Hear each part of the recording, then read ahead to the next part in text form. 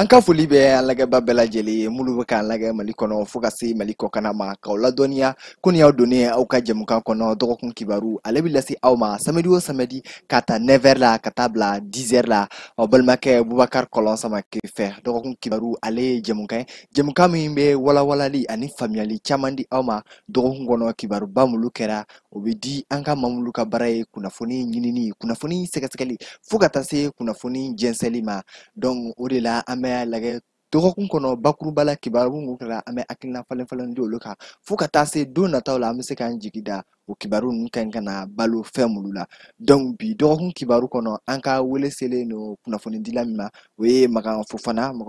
an b'i fo k'i waleɲuman dɔn an ka weleli jaabili la une fois de plus.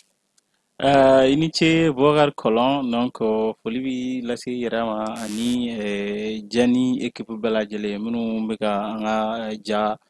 kolonkolon bɔlɔlɔ sanfɛ donc Keba n'a baarakɛɲɔgɔn tɔw bɛɛ lajɛlen fo ka taa se chef yɛrɛ ma donc vraiment ani filɛlibaga bɛɛ lajɛlen kelen kelen an b'an to yan ka foli kurakuraya ka s'u ma. Baasi foyi t'a la donc o de b'an don an ka bi dɔgɔkun kibaru bakuruba la kunnafoni minnu b'an bolo an y'a ye k'a fɔ Mali kɔni kɔnɔ k'a daminɛ semaine cɛmancɛ la fo ka se bi la kuma caman bɛ ka fɔ fo ka taa se fonction publique ta fan fɛ a yiralen don k'a fɔ maa caman bɛ baara la k'olu ka taa sara minɛ u yɛrɛ ka taa sara minɛ ou bien u ka papier dɔw an bɛ se k'a fɔ bakuruba la situation de irrégularité kɔni b'a ko la o bɔlen kɔfɛ an y'a ye k'a fɔ depuis semaine tɛmɛnen fo ka don nin semaine na an y'a ye k'a fɔ an ka ekɔliso kɔnɔ ka se faba yɛrɛ la fo ka se jamana bolofara sigida wɛrɛw la ekɔli dɔw kɔni bɛ yen kalanyɔrɔ dɔw bɛ yen m'olu n'an b'a fɔ olu ma enseignement catholique olu kɔni a yirala k'a fɔ ekɔli caman yirala olu kan ka datugu gouvernement ka communiqué la o bɔlen kɔfɛ an ye communiqué min sɔrɔ semaine laban na o ye AES yɛrɛ fo ka taa se Burkina Mali Niger olu ministre de la justice kɔni olu y'a bolo sigi sɛbɛn dɔ kan k'o communiqué kalan an yɛrɛ ka communiqué kalan n'an ka ministre de la justice et garde des sceaux fɛ ORTM yɛrɛ jabarani kan bi dɔgɔkun kibaru la a y'a faamu k'a fɔ an da bɛna se bakuruba la nin kibaru minnu kɔni kɛra ka hakilina di o kan an b'a fɔ an ka bamanankan na ko maa kelen hakilina kelen maa fila hakilina fila a ka ca ala fɛ ni maa cayara hakilina cayara caman bɛ se ka ta o la baara bɛ se ka kɛ nin donc maka an tɛna bila ka suma kɛ na bilen an kɔni y'a ye k'a fɔ ko fonctionnaire minnu bɛ Mali kɔnɔ ko caman tɛ situation normale la sɛbɛnni cogo caman kɔni b'a la bakuruba la nin contexte in e bɛ mun de faamu a la ani an ka ɲi ka mun de faamu na yanni an ka don nin situation in kɔnɔ chiffre dɔw yɛrɛ dira donc a ye maa caman dabali ban nin bɛ se ka kɛ cogo di. Effectivement, chose an y'a ye ministre de la refondation Traoré ale ye a bi sɛbɛn min kɛ n'o ye rapport ye donc san fila an bɛ se ka fɔ ɲɔgɔnna de don ko baara in daminɛna kabi 2022 kana se 2024 ma donc o kun bɛ ka sɛgɛsɛgɛli de kɛ wali Mali foroba baarakɛla bɛɛ lajɛlen fonction publique wali collectivité donc fɛɛrɛ bɛ se ka kɛ o bɛɛ lajɛlen bɛ se ka o tɔgɔ bɛ se ka ta cogo min na ani k'u ka kunnafoniyaw bɛɛ lajɛlen ta donc a bɛɛ bɛna kɛ base de données kelen de kɔnɔ k'a fɔ a bɛ se ka dɔn k'a fɔ ko karisa ye nin fonctionnaire ye a bɛ nin yɔrɔ in na donc ka Mali fonction ba foroba cakɛda bɛɛ lajɛlen donc a bɛɛ lajɛlen kɛ fichier kelen kɔnɔ donc o baara de sen fɛ nin résultat in o san fila baara de résultat nana di mais an bɛ hakililajigi kɛ k'a fɔ ko nin ko in n tɛ kura ye min kuma cayalen don kosɛbɛ yɛrɛ donc ni laɲini sɔrɔla jumɛn de fɛ laɲini sɔrɔla assise nationale ANR donc o de sen fɛ de la refondation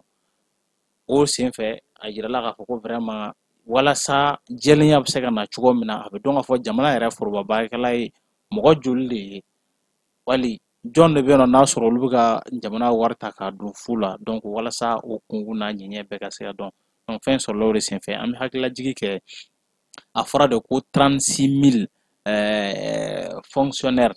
donc 36 000 in ye mɔgɔ 36,000 ani murumurunin donc a fɔra ko sɛgɛsɛgɛli ninnu sen fɛ u natɔ mɔgɔw tɔgɔ ta k'olu de ma kɛ kɛnɛ kan ye donc an ka kunnafonidila caman y'a fɔ de k'a kɛ ko non ko i b'a fɔ mɔgɔ ninnu tɛ yen yɛrɛ de a wari bɛ ka ta k'a dun il faudra que an k'an janto o yɔrɔ la fɔlɔ a walawala quoi a ma fɔ minisiri da ma fɔ mɔgɔ si ɲɛna k'a fɔ ko mɔgɔ ninnu tɛ yen fiyewu fiyewu fiyewu wa a ma fɔ ko mɔgɔ ninnu bɛ yen yɛrɛ fana o minisiri ka kuma donc sɛgɛsɛgɛli kɔni sen fɛ sɛgɛsɛgɛli kɛra Mali région bɛɛ la sɛgɛsɛgɛli kɛra Mali région bɛɛ la hali yɔrɔ minnu bɛ yen nɔ ni a y'a sɔrɔ ko gɛlɛya bɛ u laseli la sɛgɛsɛgɛli kɔni sera yen nɔ maintenant sɛgɛsɛgɛli in bɛ kɛ cogoya jumɛn na fiche individuelle dɔ bɛ ta donc fonctionnaire bɛɛ lajɛlen bɛ pointer a kɔnɔna na donc o ka données biométriques k'o d'u ma a fɛn ninnu bɛ tila ka taa don fo base de données kɔnɔ o de sen fɛ sɛgɛsɛgɛli senfɛ mɔgɔ minnu ma ye kɛnɛ kan yen nɔ donc o de taara jɔ fo maa ba 36 in na mais jate la o ye 4% de ye Mali fonctionnaire 4% 4,57 comme ça pourcent donc kɛmɛ sara la 4 ani buruburu donc o de ma ye kɛnɛ kan ye donc fonctionnaire jate taara maa ba 158 ni kɔdi la donc mais a yira k'a fɔ ko maa 36 ni buruburu o de ma se ka présenter kɛnɛ kan yen nɔ pour l'instant ka jateminɛ ani an b'o k'a niveau de bila la jour fɔlɔ la mais i ye kuma caman fɔ k'a ye k'a fɔ mɔgɔ caman kɔni b'a fɛ ka fili ye mɔgɔ caman sɔrɔ ou bien information min dira a ye mɔgɔw hakili lajigin parce que Mali kɔnɔ an y'a ye k'a fɔ depuis k'a ta ATT ka fanga binnen transition min nana sen kan o wagati o transition fana y'a yira k'a fɔ Mali la ni assainissement financier ko k'a bɛ kɛ a yiralen don k'a fɔ maa caman kɔni bɛ sara bɛ ka ta u yɛrɛ ta ka ta a bɛ se ka kɛ situation caman ou bien u tɛ yen yɛrɛ ou bien yɛrɛ problème dɔ kɔni bɛ yen depuis o wagati a yirala k'a fɔ ko dossier dɔ bɛ sanfɛla la dossier min ko a jugelen don sensible k'a yira k'a fɔ maa dɔw bɛ yen olu ni sara dɔw man kan ou bien dɔw yɛrɛ bɛ ka sara dɔw ta k'a sɔrɔ existelen tɛ yɛrɛ est ce que mɔgɔw peut-être o de ma mɔgɔw bila ka lien don u ni ɲɔgɔn cɛ direct la parce que a yiralen don k'a fɔ o dossier fana touché tɛ se ka k'o la. bon touché tɛ se ka k'a la ne t'a dɔn mɔgɔw bɛ k'o faamuya ni faamuya min ye i b'a dɔn Mali problème ka bon dɛ parce que jamana o jamana kɔnɔ ni problème tɛ hali Mali yɛrɛ dɔrɔn ye yɛrɛ mais an bɛ kuma Mali ta de kan bi i bɛ taa an dafɛ jamanaw na par exemple Côte d'Ivoire 2019 ni problème kelen détectera yen nɔ Ghana tout près février tɛmɛnen na o ta kun ye fo maa ba 80 ni kɔ ɲɔgɔn na anw ta ye 30 ni dɔɔnin ye i bɛ bɔ yen nɔ i bɛ taa Cameroun ainsi de suite jamana baden donc ni problème in déclaré don an dafɛ jamana caman de la surtout Afrique jamanaw yɛrɛ kɔnɔna n'i taara sɛgɛsɛgɛli kɛ i bɛna ye k'a fɔ ko in bɛ ka jamana caman de concerné maintenant Mali ta in i filɛ k'a fɔ ko dossier dɔ bɛ yen ko maga tɛ se ka k'a la bon ne kɔni ɲɛ t'o dossier la ko maga tɛ se ka kɛ min na fo n'a y'a sɔrɔ a ma bila justice ka bolo kan n'a bilala kiiri tigilamɔgɔw ka bolo kɔni kan parce que fɛn dɔ ye mun ye kiiri tigilamɔgɔw fana bɛ bila de u ka baara dɔw kɛ n'a dir'u ma kɔni u bɛ baara kɛ i filɛ k'o dossier min fɔ nin ye wagati ye on peut rebondir ça bɛ se ka kɛ dossier in kan k'a ta ka lajɛ kɛ fɛn ninnu catégorie il faudra que mɔgɔ tɛ se ka girin k'a fɔ k'i bɛ ɲankili kɛ ten i b'a fɔ ko an n'a jateminɛ i bɛ taa sɔrɔ mɔgɔ dɔw b'a la o ntanyalen don donc n'a ma déclaré wari bɛ continuer ka na o bɛ se ka k'a la dɔw yɛrɛ bɛ yen nɔ misali an bɛ insécurité ko in min na sisan i b'a sɔrɔ fonctionnaire dɔw bɛ yen nɔ u tɛ se ka taa u ka taa yɔrɔ la donc contrôle sen fɛ a bɛ kɛ a b'a sɔrɔ u tɛ yen nɔ dɔw bɛ yen nɔ i b'a sɔrɔ peut-être u ma kunnafoniya sɔrɔ ka ɲɛ o mɔgɔw bɛ se ka k'a la a dɔw yɛrɛ bɛ se ka kɛ yuruguyurugu sira ye u ye fɛn dɔw créer baara dɔw créer mɔgɔ dɔw bɛ ka wari ta ka dun o bɛ se ka kɛ a bɛ se ka kɛ cumul de fonction yɛrɛ fana a bɛ se ka sɔrɔ dɔw bɛ yen nɔ u bɛ nin baara yɔrɔ in na en même temps u bɛ baara yɔrɔ wɛrɛ la donc u tɛ se k'u déclarer a fila la mais u bɛ ka wari ta k'a dun donc il faudra que nin yɔrɔ bɛɛ ka faamuya kosɛbɛ donc mais o la est ce que an bɛ se k'a bɛɛ bila baara kelen kɔnɔ fonctionnaire oui a bɛɛ bɛ bila pour l'instant tant que ni ko bɛɛ ma fɛsɛfɛsɛ k'a ban i tɛ se k'a fɔ ko a bɛɛ ye mɔgɔ ye minnu tɛ yen quoi i tɛ se k'a fɔ k'a bɛɛ ye mɔgɔ min to ye donc ni baara in a bɛ camancɛ de la baara ma ban fɔlɔ misala ministre y'a fɔ ko kalo 3 de bɛ yen nɔ sara mɔgɔ minnu yera sisan n'a fɔra ko vraiment u ma se ka identifier k'u don base de données kɔnɔna na ko sara ninnu u bɛna yamaruya di ka sara ninnu tigɛ fɔlɔ donc kalo 3 b'u bolo kalo 3 kɔnɔna na ni e mɔgɔ min b'a dɔn k'e ye fonctionnaire ye État ta ou bien collectivité ta ye k'a fɔ ko i ma enrôler fɔlɔ donc i bɛ taa ka taa i tɔgɔ sɛbɛn i ka sara bɛ se ka nɔ na maintenant i ye 2000 i ye transition waati transition ta fɔ 2012 transition awɔ 2018 ta o nana kɛ an bɛɛ ɲɛna Useni Amion Guino to ministre à la éducation kunna kalanko sira kunna na o man ka yira k'a fɔ ko mɔgɔ baden ekɔlisow ni chose maitres baden bɛ yen nɔ ko jamana miliyari bɛ ka taa k'a sɔrɔ ko fonction fictive dɔ quoi a tigiw tɛ yen yɛrɛ an bɔr'o la mɔgɔ min nana nin système intégré in daminɛ sisan de gestion des ressources humaines de l'État et des fonctionnaires de l'État et des collectivités a kɛra ka ICASA de to yen ministre professeur ICASA de to yen nɔ ICASA ka a waati fɛn in lancement na baara in projet in lancement na a y'a yira k'a fɔ ko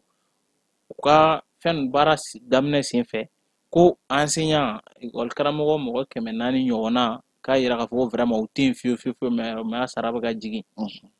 donc o jate bɛ taa fo miliyari 1 bɔɲɔgɔnko la san kɔnɔ ICASA y'o yira donc c'est pour te dire que ni problème in ko kura tɛ quoi a bɛ yen a bɛ yen a bɛ yen maintenant an bɛna n'a jateminɛ sisan dɛ dossier bɛna traité cogoya jumɛn de la sinon problème in dɔnnen don kɔrɔlen a dɔnna k'a fɔ ko problème in bɛ yen o de la u ye sɛgɛsɛgɛli in kurakuraya quoi. Basi t'a la ni yɛrɛ problème i y'a ye quand même a bi na an bɛɛ sigilen don k'a fɔ a kɛra actualité yɛrɛ ye a yirala k'a fɔ salaire ninnu ka ɲi ka suspend pour 3 mois nin bɛ se ka na problème jumɛn de se jamana yɛrɛ ma bakuruba la jamana finance yɛrɛ ma. D'abord, s'il s'avère que en réalité c'est tous des emplois fictifs ou majoritairement k'a fɔ ko vraiment mɔgɔ ninnu tɛ yen ten fiyewu yɛrɛ de mɔgɔ bɛ ka wari ta ka dun a kan ka an bila baara de la k'a fɔ vraiment il est temps que an bɛ 2025 de la an ka fɛn bɛɛ ka bɔ papier gansan na fɛnw machine b'an bolo sisan système informatique a bɛɛ ka informatiser ka don base de données kɔnɔ nin baara in daminɛna an bɛ se k'a fɔ transition ka acquis dɔ don fana quoi hali n'a sɔrɔ a daminɛna yanni ka transition se ça il faut reconnaître misalila a fɔra ko digitalisation min bɛna kɛ de l'administration an bɛ se k'a fɔ nin y'o bolofara dɔ ye quoi donc n'a kɛra a bɛna ni jɛlenya ye jamana kɔnɔ kosɛbɛ fɛn caman bɛ yen nɔ jamana wari bɛ taa don o da fɛ a bɛ dɔn wa a bɛ dɔn yɛrɛ k'a fɔ ko nin jamana in nin cakɛda in mago bɛ nin baarakɛla in na o ni cakɛda wɛrɛw jamana foroba cakɛda wɛrɛw bɛ se ka baara kɛ ten nɔ maintenant an kan ka min faamuya k'a fɔ ko a kana dan k'a fɔ ko n'a yera mɔgɔ min nɔ na jɔn nɔ don baarakɛyɔrɔ o baarakɛyɔrɔ recrutement bɛ kɛ cogoya min na a dɔnnen don jɔn nɔ don o bɛɛ bɛ se ka sɛgɛsɛgɛ k'a dɔn an ka kiiri tigilamɔgɔw fɛ ɲankili de kan ka kɛ n'a yera mɔgɔ min na k'a fɔ karisa de nɔ ye nin ye a kan ka kɛ ɲankili de a kɛ misali mɔgɔ ma an ka jamana in fɛn caman bɛ yen o rapport bɛ produit k'a bila ten a kana dan o ma dɛ n'a kɛra ten hali sini san wɛrɛ malgré an bɛ ka a essayer ka fɛnw informatiser mɔgɔ wɛrɛw bɛna taa kɛ mais il faudra que an k'a faamuya k'a fɔ ko jamana nafolo tɛ vache laitière ye quoi k'a kɛ i b'a fɔ misimusoba dɔ bɛɛ b'a nɔnɔ min jamana nafolo t'o ye malheureusement ni baara bɛ kɛ a ka kɛ ni jɛlenya de ye donc karisa bɛ ka sara ta yan fɛ a bɛ ka sara ta yan fɛ ni ani jamana sariya tɛ taa a ka tigɛ n'a tigi kan ka ɲanki a bɛ ɲanki o de baara kɛcogo ye. mais dɔw fana bɛ kulu in kɔnɔ i b'a fɔ i ye i bolo sigi a kan wagati la jamana bɛ insécurité la dɔw a ka gɛlɛn olu ma ka taa u ka place la k'u bɛ taa enrôler est ce que nin décision in a tɛna kɛ gɛlɛya ye olu fana kan olu minnu tɛ lu fɔlɔ kɔnɔ minnu bɛ ka minnu n'an b'olu ta jateminɛ olu bɛ ka sara 2 ta ou bien yɛrɛ olu tɛ yɛrɛ mɔgɔ wɛrɛ bɛ k'a ta minnu bɛ yen n'olu tiɲɛ na olu bɛ baara la mais ka t'u enrôler insécurité ani ko wɛrɛw kama u ka gɛlɛn olu ma est ce que a tɛna kɛ gɛlɛya dɔw olu fana ma. Non, a tɛna kɛ gɛlɛya ye dans la mesure où les gens sont bien informés maintenant mɔgɔ caman ye kunnafoniya dɔn k'a fɔ sisan a bɛ niveau min na ni mɔgɔ mɔgɔ bɛ yen e kɔni ye fonctionnaire ye vraiment i kan ka dɔn k'a fɔ min bɛ sen na sira de bɛ di sira bɛ oui n'i ka sara tigɛra sisan i bɛ wuli k'a ɲɛɲini o misalila i filɛ k'o zone d'insécurité ninnu filɛ nin ye a bɛ mɔgɔ minnu toucher kosɛbɛ a fanba ye ɲɛna lakɔli karamɔgɔw ye quoi fonctionnaire la a bɛ mɔgɔ min toucher a fanba ye lakɔli karamɔgɔw ye mɔgɔ caman bɛ yen nɔ yɔrɔ an bɛ se ka hakililajigin k'a fɔ ko bi Mali école 2000 ani dɔɔnin de datugulen don wa yɔrɔ dɔw bɛ yen nɔ lakɔli karamɔgɔ yɛrɛ i tɛ se ka segin ka taa yen nɔ parce que mɔgɔw yenkaw tɛ u bilala ka taa baara de la yen donc n'a kɛra ko kalan tɛ se ka kɛ soit u nana Bamakɔ ou bien a taara yɔrɔ wɛrɛ la u bɛ ka baara wɛrɛw kɛ à côté mais jamana bɛ ka continuer k'u sara o yɔrɔ bɛ yen nɔ maintenant fɛɛrɛ bi sɔrɔ i bɛ se ka i enrôler cogo min na forcément ka kɛ i taara fo i ka dugu la tɛ o ministère de y'a fɔ komi ne ma se ka temps sɔrɔ ka fɛn in méthodologie bɛɛ lajɛ ka ɲɛ ka rapport yɛrɛ bɛɛ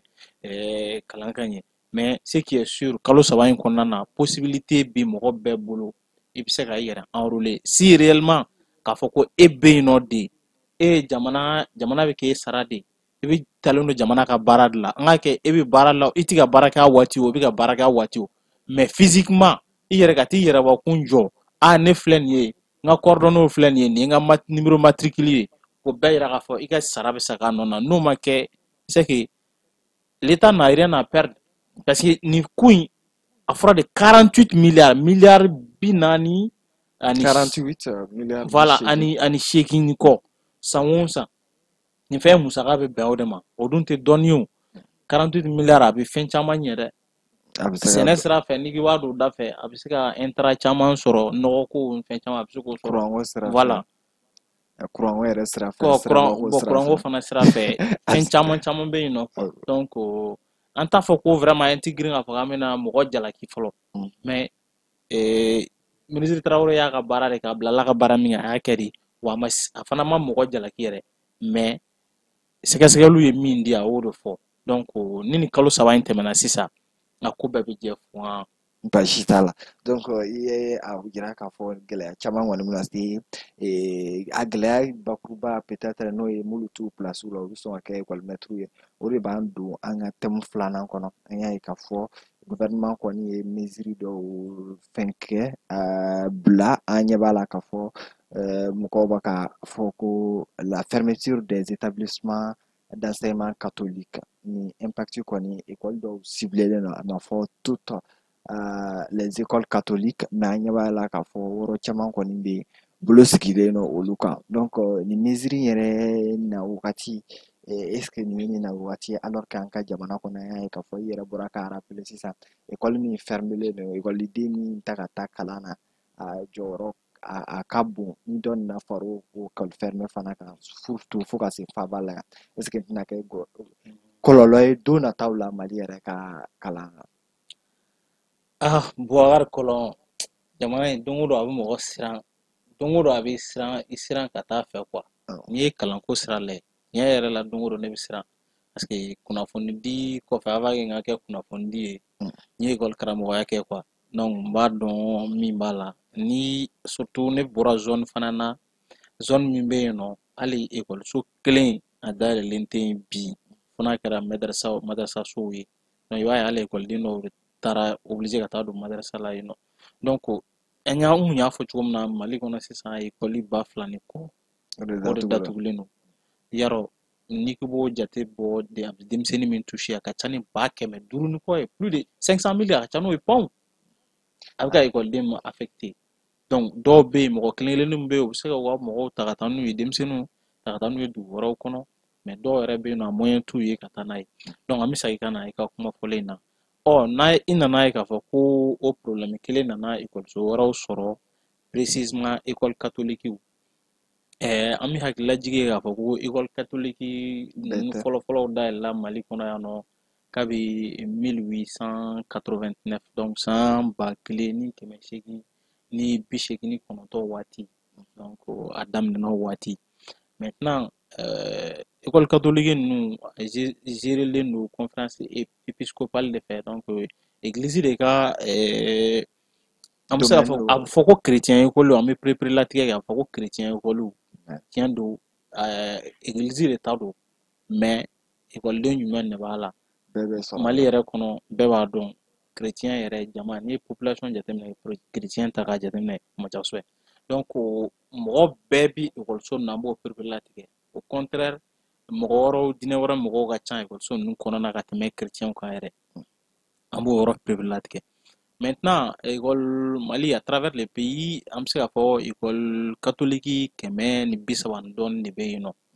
donc jatew bɔlen ko n'i y'a ta misali la fɔ i b'a fɔ ta mɔgɔ 300 école kelen donc jate la a ka taa a bɛ taa écoliden 40,000 ye min bɛ ekɔliso ninnu na mais ekɔli karamɔgɔ yɛrɛ fana min bɛ yen nɔ ekɔli karamɔgɔ a bɛɛ tɛ fɔlɔ n bɛ ka rappel de kɛ ekɔli karamɔgɔ 1000 ni kɔ de fana bɛ yen ni 600 ni kɔ de ɲɔgɔnna bɛ yen nɔ maintenant a fɔra ko je pense que ekɔli 12 ɲɔgɔnna de bɛ yen nɔ k'olu bɛna datugu fɔlɔ u yɛrɛ église ɲɛmɔgɔ ye min fɔ u ka directeur national ye min fɔ u m'a fɔ k'u bɛna datugu pewu dɛ a ko k'u bɛna datugu fɔlɔ ko le temps que u bɛ se ka vraiment u hakilila jagabɔ ani u bɛ se k'u ka musakaw n'u ka sɔrɔ cogoya jateminɛ walasa ekɔliso ninnu bɛ se ka dayɛlɛ tuguni ekɔliso dɔ ye jumɛn ye Prosper Camara b'a la Bamakɔ yan nɔ ekɔliso dɔ ye jumɛn ye Notre Dame b'a la donc n'i ye ekɔli catholique jateminɛ en terme de formation k'a ta daminɛ ka na se sisan ma kunnafonidi so dɔ bɔra k'a fɔ ko u ye mɔgɔ min former a bɛ se mɔgɔ 1,000,000 ni kɔ ma kabi an ye san hakɛ min fɔ ka na sisan ma donc maintenant ko in nana na cogo jumɛn de la voilà jamana ni église bɛnnen don a kan san o san ekɔli karamɔgɔw ka sara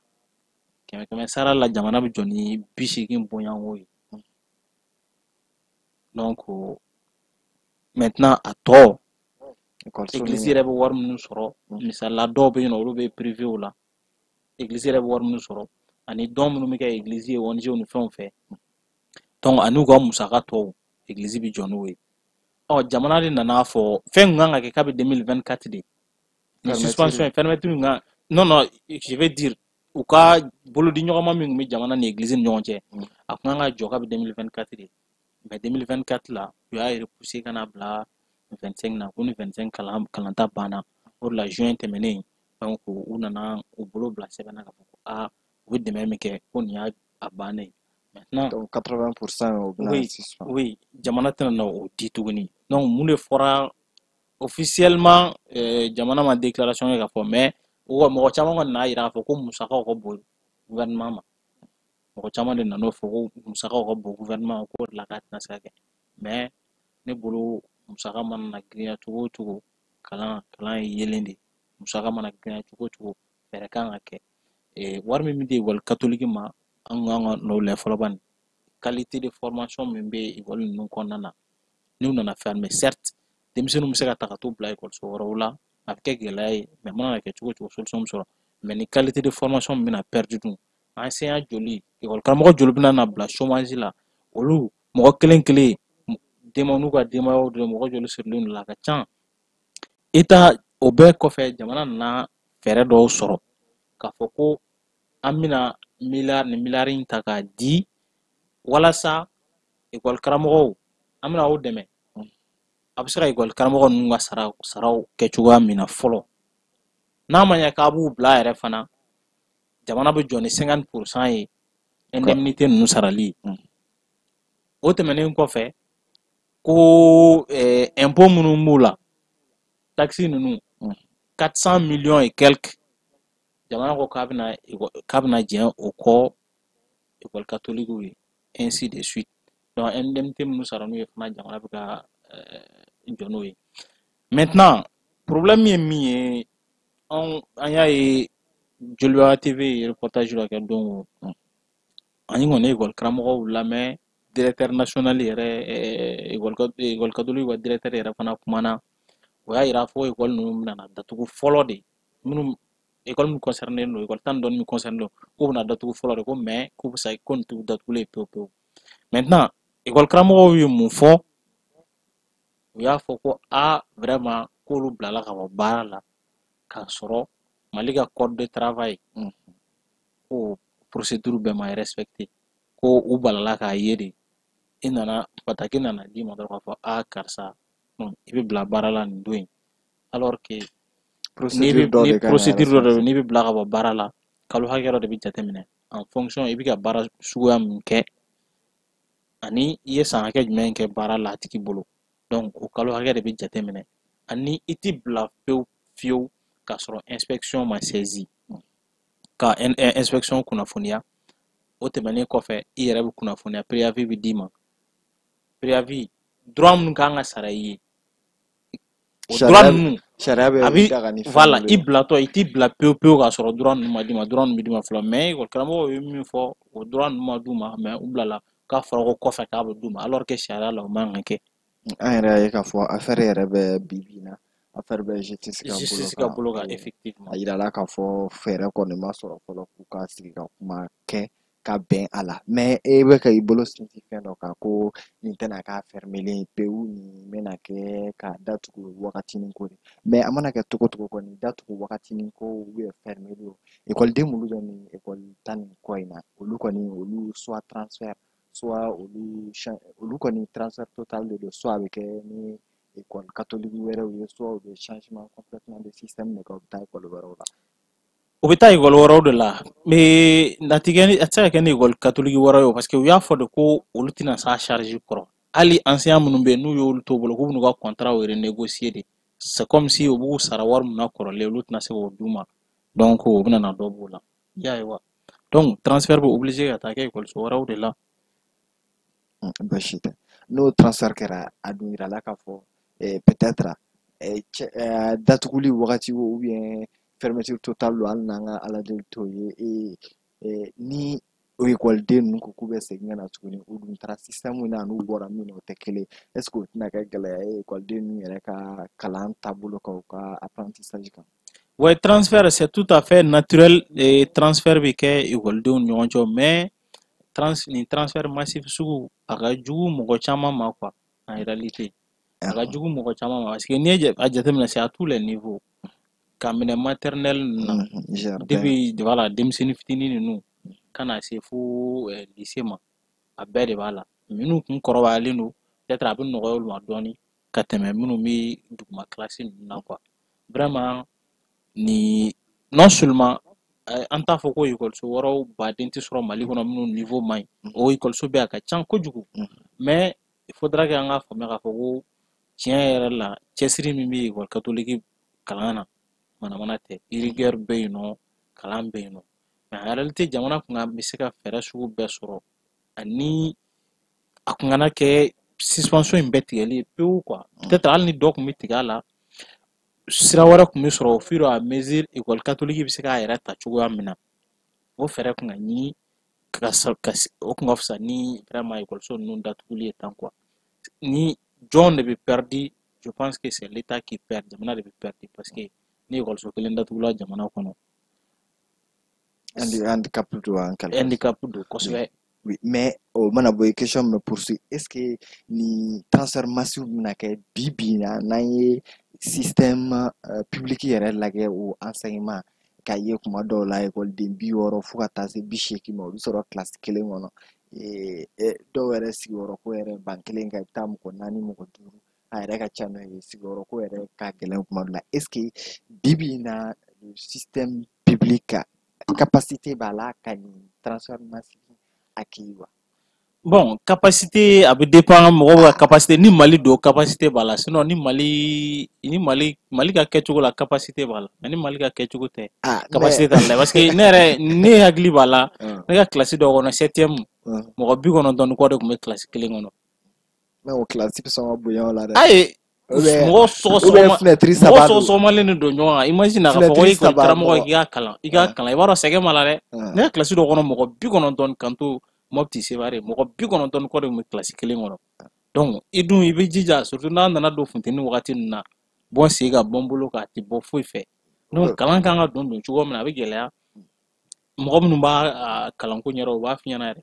kilasi n'a tɛmɛna mɔgɔ 25 mɔgɔ 30 kan dɔrɔn a bɛ gɛlɛya quoi a bɛ gɛlɛya donc ninnu bɛna obligé ka taa école publique ninnu na jamana il est temps que jamana ka fɛɛrɛ kɛ halisa école publique wɛrɛw bɛ jɔ cogoya min na jɔli fana dɔrɔn tɛ u ka équiper comme il le faut kalankɛminɛnw ka d'u ma kosɛbɛ puis lakɔli karamɔgɔw ka bila u la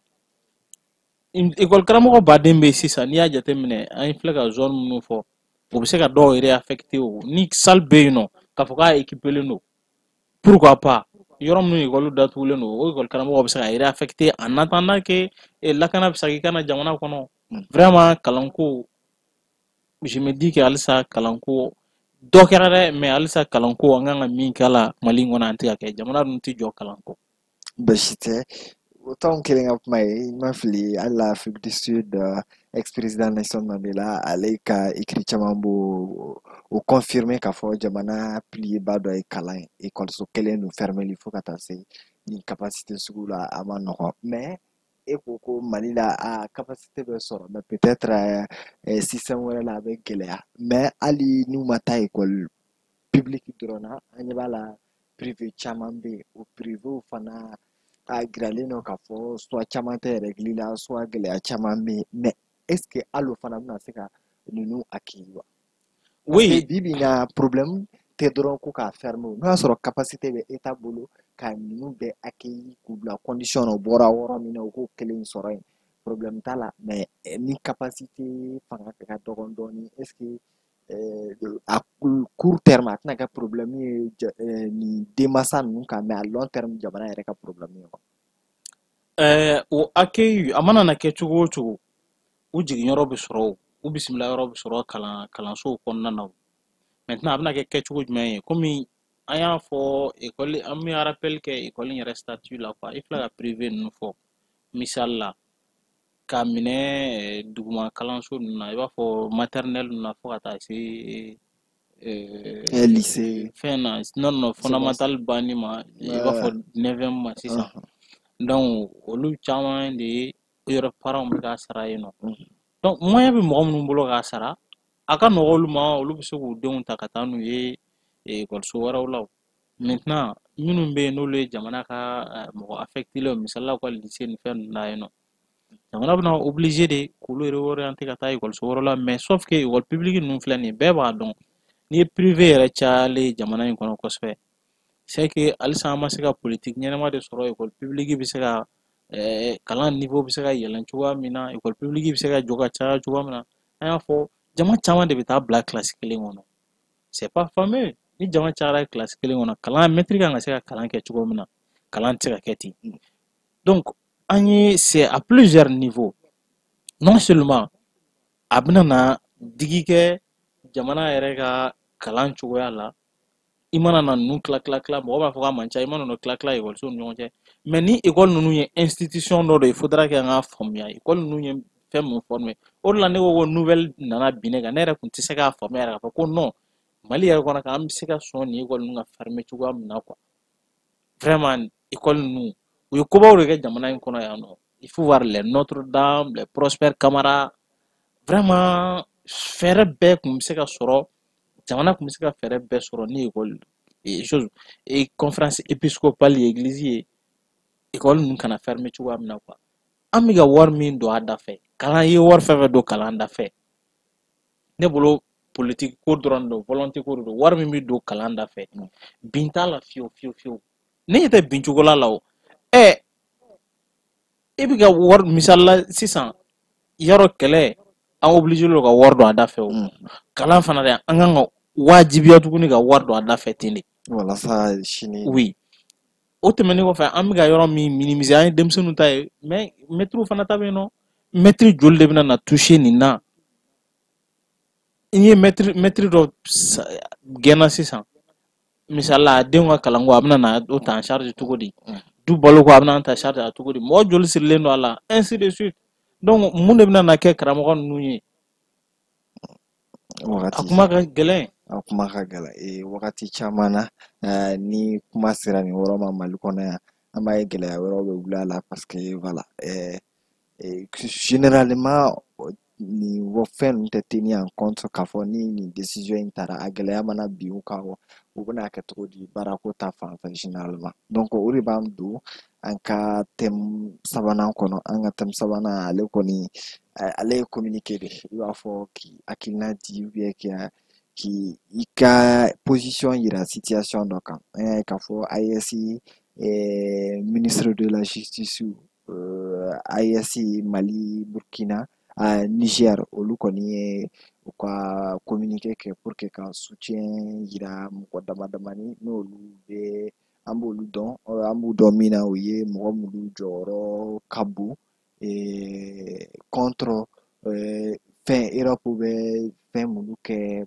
Afrique jamanaw kan i b'a fɔ u bɛ acte minnu kɛ sous forme de néocolonialisme n'o ye ka halisa ka farafin ye i b'a fɔ u ka bila fɛn ka hali farafin jamana ninnu ye i b'a fɔ ka a jamanaw ka d'u ye cogo min na u b'u sago kɛ olu ka kɛlɛ bonyanen no la caman an y'a ye k'a fɔ ni communiqué in nana après que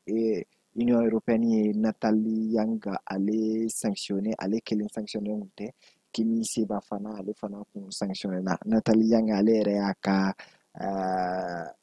il poste sous forme de vidéo ale y'o publier k'a yira sanction ninnu bɛ min concerné effet minnu bɛ sanction in na sanction in kɔfɛ an y'a ye k'a fɔ Niger yɛrɛ président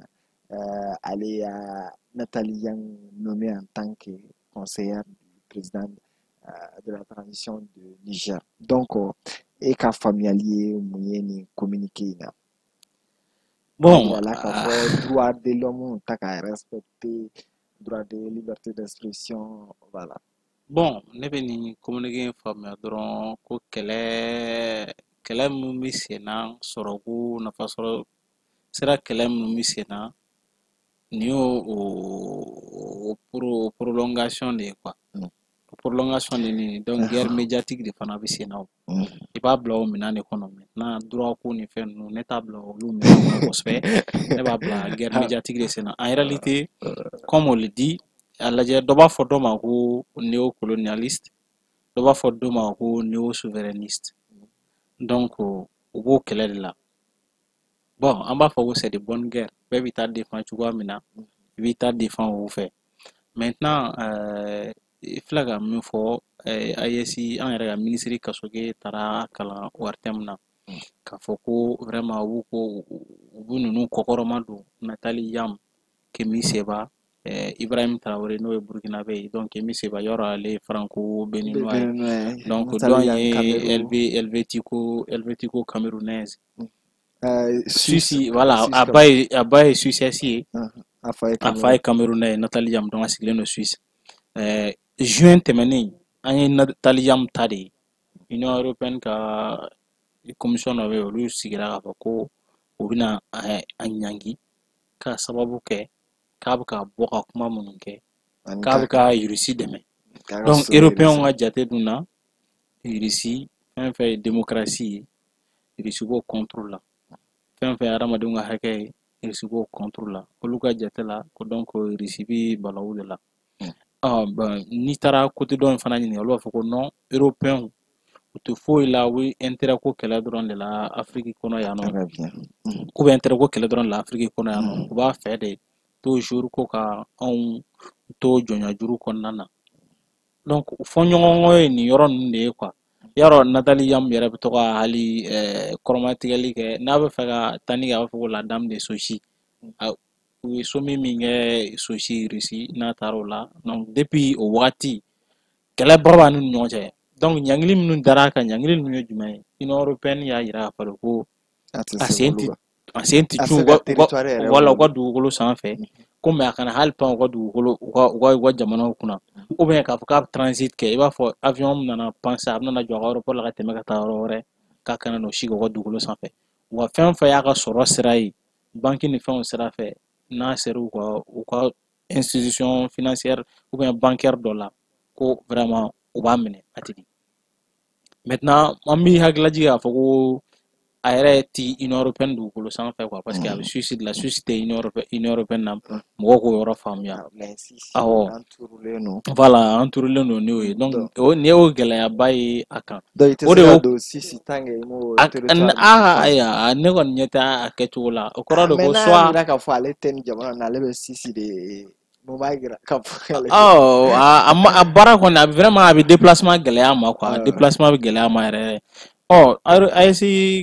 ministre de la justice ka fɛn na olu ka jate la donc ko nin décision politique de talen don quoi min bɛ taa vraiment u ka droit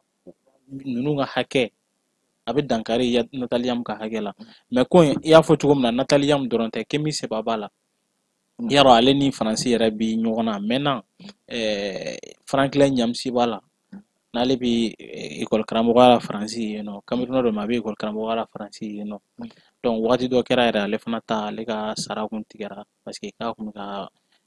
kuma dɔw fɔ a n'a kun bɛ ka kuma dɔw ko dɔw kɛ ko kan donc mais u tilala ka segin ka fɛn yɛrɛ tɛ bilen donc Ibrahim Ibrahim Maïga ale ye Burkinabé ye. Maintenant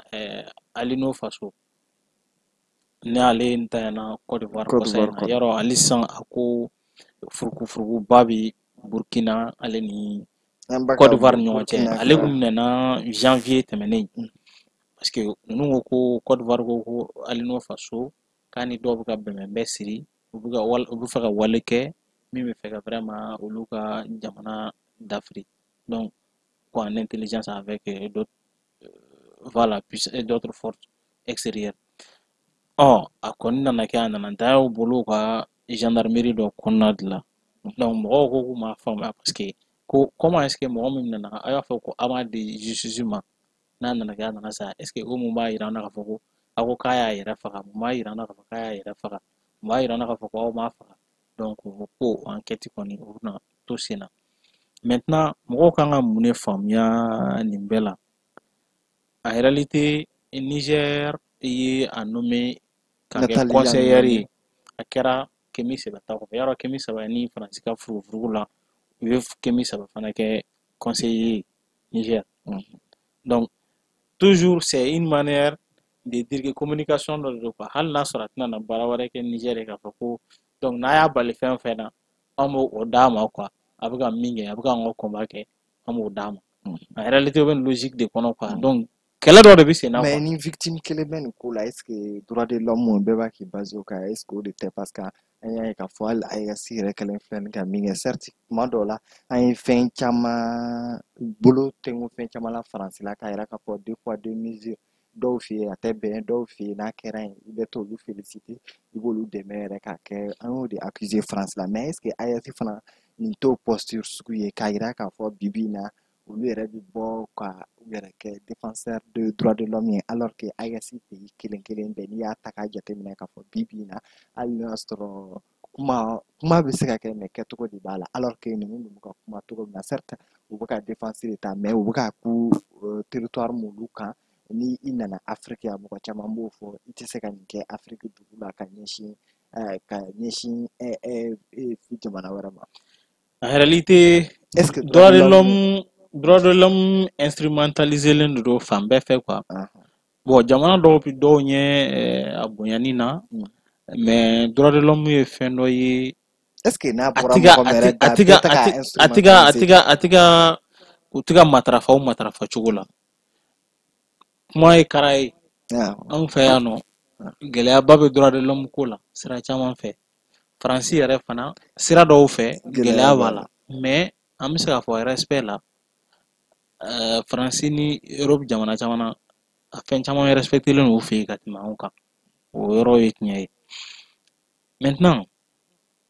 an bɛ se ka min fɔ nin ko ne ka faamuya la droit de l'homme ko tɛ kosɛbɛ quoi en réalité kɛlɛ dɔw de bɛ sen na toujours guerre médiatique ye kɛlɛ min bɛ nafa sɔrɔ an bɛ nafa sɔrɔ ko minnu na guerre médiatique ye o tɔ de mais n'i nana k'i bɛna bila droit de l'homme minɛn kɔnɔ su bɛ ko i la quoi kosɛbɛ kosɛbɛ parce que par ci par là toujours jamana c'est pas pour rien commission bɛ yen nɔ c'est pas pour rien ONG bɛ yen nɔ c'est pas pour rien société civile bɛ yen nɔ toujours an b'a demander nin droit de l'homme tɛ ka respecter nin sira in kan a ye fɛɛrɛ kɛ jamana ɲɛmɔgɔw ka bato donc c'est tout à fait normal i kɛra mɔgɔ sugu o sugu position o position b'i la n'a sɔrɔ i ka droit ye min ye o ka respecter ni sariya b'i nɔ minɛ i sira min fɛ sariya b'i nɔ minɛ o sira fɛ mais i ka droit kɔni kan ka respecter i bɛ fan o fan fɛ i bɛ fan o fan fɛ basi t'a la an y'a ye k'a fɔ an ka communiqué ninnu basé fɛn min fana kan o ye panafricanisme ye i b'a fɔ ka Afrique défense ta k'Afrique défense ta mɔgɔ caman ka kuma la réseaux sociaux sanfɛ Afrique ninnu u bɛ Afrique défense ta u bɛ dénonciation kɛ u bɛ proposition de sorte kɛ hali souvent si c'est n'i ye spécialiste caman ɲininka a réalisation ka gɛlɛn dɔɔni mais olu dɔrɔn tɛ panafricanisme ye panafricanisme ninnu b'anw fɛ yan généralement n'olu n'anw ka mɔgɔw yɛrɛ tɛ bord kelen na olu ta bɛ cogo di Bon, en ou bien réalité, jamana bɛɛ n'a ka pana, panafricanisme de don e y'a ye pa- e t'a ye jamana bɛɛ de b'a ta déterminer panafricanisme ye mun ye? ka Pan, o ye min b'a fɛ ye quoi. awɔ Donc, africanisme, awɔ o y'an ka golofina an ka golofina ye. Donc, an b'a kɛ mɔgɔ minnu bɛ golofina fɛ. Mais golofina fɛn in dɔrɔn tɛ, histoire dɔ de bɛ nin panafricanisme na quoi. Donc, mouvement dɔ de don. A wulila an bɛ se k'a fɔ mouvement in leader ye yarɔ a daminɛna kabi golofima minnu bɛ États-Unis jamana kan. Ka b'o la ka na se Kwame Nkrumah na Ghana président kɔrɔ ninnu. Modibo Keita Ka na se Modibo Keita ninnu ma, Julius Nyerere, Thomas ka na Sankara se Thomas Sankara ninnu ma. Mais tiɲɛ yɛrɛ la, peut-être an b'a fɔ ko les néo-panafricanistes fana kɛ. Parce que fɔlɔ ne bɛ panafricanisme dɔn cogoya min na, vraiment o tun ye wale de ye kosɛbɛ ka tɛmɛ kuma kan quoi. Ne bɛ panafricanisme dɔn cogoya min na kɔrɔlen. Ne bolo ne b'a fɔ ko les néo-panafricanistes awɔ ani panafricanistes kɔrɔlen ninnu ka ko cogoyaw tɛ kelen ye fiyewu fiyewu fiyewu. i ye min fɔ a tɛ tɛmɛ o kan mais an bɛ se ka mun de kɛ nin na halisa komi an yɛrɛ ka communiqué y'a yira k'a fɔ droit de l'homme respect de don liberté d'expression de don bakuruba la an bɛ se ka mun de kɛ walasa nin sariya ninnu a kana kɛ a ka kan dɔw la a man kan dɔw la walasa maliyɛn bɛɛ vraiment burkinabé bɛɛ nigérien bɛɛ b'a ne sɔrɔ bi ni ne kan ka Kasoge ka communiqué in fo n bɛ foli kɛ nin yɔrɔ in na vraiment ni Kasoge ye nin demande kɛ k'a fɔ ko Union européenne jamana u ka mɔgɔw ka droit respecté c'est tout à fait normal parce que ale ye ministre de la justice de ye nin de y'a ka baara ye ninnu mɔgɔ ninnu yɔrɔ misala Franklin Nyamsi ta ale bɛ France yen nɔ fɛn foyi tɛ yen nɔ a tɛ min da o kan yen nɔ a bɛ ka gɛlɛya sɔrɔ sira dɔw fɛ dɛ a bɛ ka gɛlɛya sɔrɔ sira dɔ fɛ k'a sɔrɔ justice ma kɛ certes mais a kɔni bɛ yen nɔ donc je serais a bɛna diya n ye don dɔ la n'an fana sera ka o mɔgɔw sɔrɔ an ka territoire sanfɛ yan n'an ka dugukolo sanfɛ i fana i bɛ se ka chose i bɛ se ka i hakilila di k'a sɔrɔ i ma crainte sɔrɔ foyi foyi foyi foyi vraiment n'a sera ka k'an fana fɛ a bɛ diya n ye Kasoge ka baara de don an b'a fɔ communiqué n'a toujours s'il est là pour les droits de l'homme vraiment ale de kan ka o défend yɛrɛ kosɛbɛ ale ma ale de ministre de la justice et garde des sceaux n'est-ce pas et puis droit de l'homme fɛn bɛɛ b'ale de ka bolo kan donc ni mɔgɔ kan ka nin communiqué kɛ ale ka kɛlen mais an bɛ dugawu kɛ halisa hakili ɲuman ka d'an ma an bɛɛ ka se ka droit de l'homme ninnu a bénéficier an ka territoire bɛɛ sanfɛ cogoya min na Europe fara an fɛ yan nɔ quoi basi t'a la donc an b'an lamɛnbagaw n'an lajɛbagaw ladɔnniya ko nin de bɛ dan sigi an ka bi jɛmukan na dɔgɔkun kibaru ka f'u ye k'u k'an bɛn samedi wɛrɛ ka ta 9h la ka taa bila 10h la